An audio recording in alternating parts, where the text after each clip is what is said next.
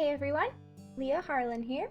Welcome back to my reading corner. This is another rapid fire review video about what I read this summer.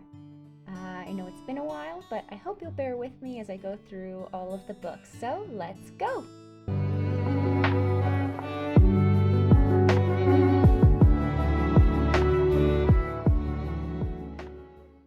The first book on the list is The Last Sun by Katie Edwards.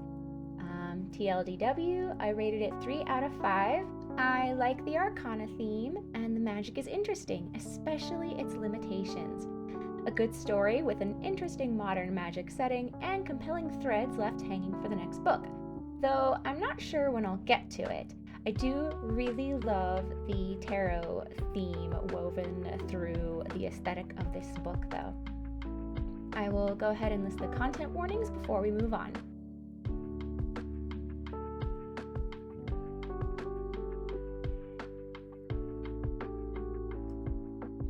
The next book on the list was Circe by Madeline Miller. I rated it 5 out of 5. I love Greek mythology, and this novel plunged into a character that was considered minor and gave her a whole legacy that not only connects a lot of interesting myths and characters, but also tells a great story on its own. There are great themes of love, family, divinity, and the righteous fury of women. There will be a lot of content warnings though. I will list them here. Feel free to pause the video to make sure you read them all.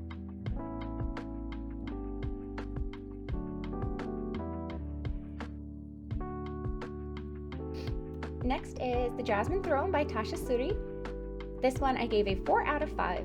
This is another big TikTok recommendation. I blew through the first half, but really struggled to finish it as I got swept up in other projects, including starting grad school.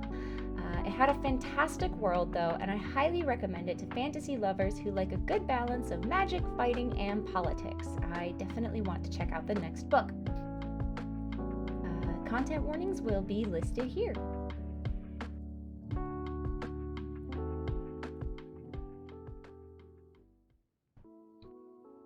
Next book is Ariadne by Jennifer Saint. This one I also gave a 4 out of 5. Once I finished Circe, I really actually had an itching for more Greek mythology. So when I saw Ariadne available, I picked it up on a whim. I am the type who will go look up the traditional lore and myths associated with the characters in these kinds of stories, which does usually result in spoilers. Normally I do detest spoilers, but I enjoy comparing and contrasting these versions to see the originality and interpretation the author brings to Greek myths specifically. I think Saint brought plenty to the characters of Ariadne while still making it feel like a proper Greek myth. I will go ahead and list the content warnings now.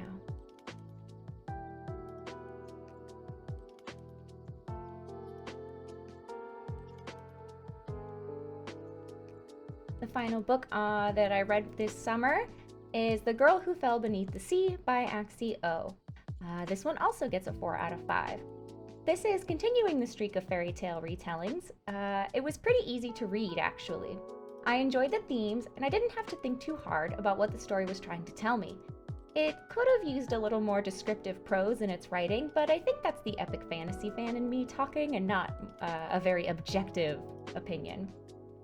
There are a few content warnings, death of course being a major one for those of you who know the myth that this is based on.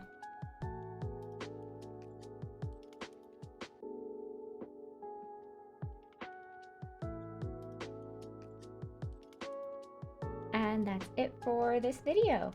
Playing catch up means a lot of books listed for one rapid fire review video, though maybe not as many as all of you were expecting from a typical content creator. Check my shorts and TikTok if you want updates on whatever I'm reading as I go. Ebooks have saved my ability to read more consistently, but they don't make for good aesthetics when trying to make content, so I'm trying to figure out what to make instead. Let me know in the comments if there's something you like out of what I've done so far, or if you have any ideas for anything new I can make. Anyway, that's all for now, patrons. I hope you read something interesting and come back soon.